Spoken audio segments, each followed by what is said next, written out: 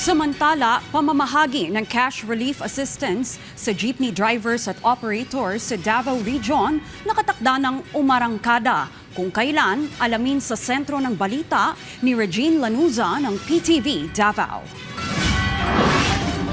Sa nagpapatuloy na pagtaas ng presyo ng produktong petrolyo, puspusa naman ang pagsisikap ng gobyerno para makatulong at mapagaan ang epekto nito sa mga mamamayan.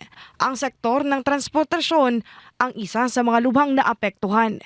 Kaya naman pinabibilis na ng gobyerno ang pagproseso para maibigay na ang tulong pinansyal sa naturang sektor.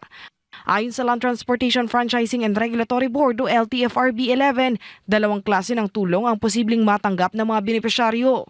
Una na rito ang tulong na magmumula sa tanggapan ng Department of Social Welfare and Development o DSWD sa ilalim ng kanilang Assistance to Individuals in Crisis Situation o AICS. Ayon sa LTFRB 11, posibleng sa Abril 21 ng kasalukuyang taon na sisimulan ang pamamahagi nito. Timeline na ibinigay ng DSWD is April 21 to 25, I think. So lahat na yan, naro-roll out buong region. So yun yung ginagawa natin with in coordination sa ating counterpart sa DSWD kasi sila yung magbibigay ng exact date, time, and place kung saan ibibigay yung mga ayuda.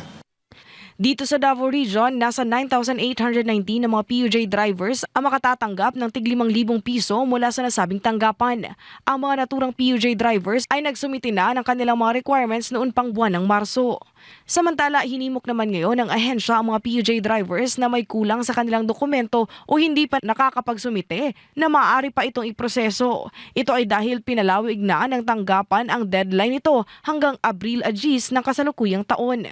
Maaari nilang i-fill out ang form na matatagpuan sa official Facebook page ng LTFRB Region 11.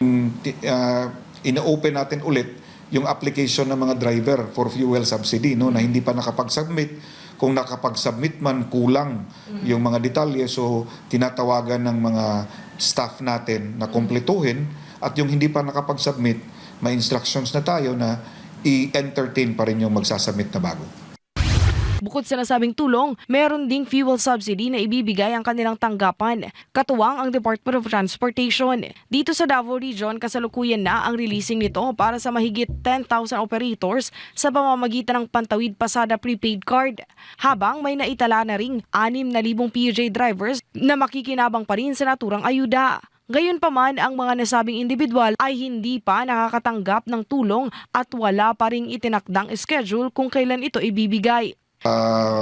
More than 6,000 na ating na-submit. Merong mga e-wallets na yung ating mga kaibigan from the operators or the drivers so that it would be easier for the government na ma-download yung pera sa kanila.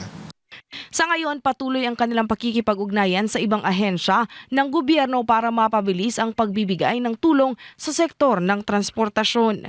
Mula sa PTV Davao, Regine Lanuza para sa Pambansang TV sa Bagong Pilipinas.